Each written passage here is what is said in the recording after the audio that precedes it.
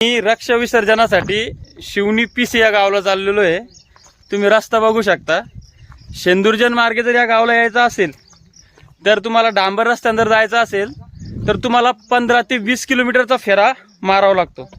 आणि सध्या तुम्ही स्क्रीनवर बघू शकताय रक्षा विसर्जनासाठी शिवनी गावामध्ये जे लोक चाललेले आहेत तर ते लोक अक्षरशः गारा तुडवत चाललेले आहेत, माती तुडवत चाललेले आहेत। स्थानिक लोकप्रतिनिधी असतील किंवा विधानसभेचे असतील, जिल्हा परिषदचे असतील, यांनी तातडीनं हा मुद्दा प्रतिष्ठेचा करून जनतेच्या प्रश्नांना, जनतेच्या ही ज्या हाल होत आहेत बरसातीमध्ये, किमान लोकांना सुखानं मरू तरी द्यावं अशा पद्धतीनं हा रस्ता झालेला आहे।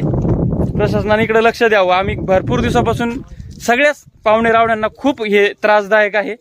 500-600 मीटरचा रस्ता जर जोडू शकत नसाल तर मग त्या लोकप्रतिनिधी म्हणावं का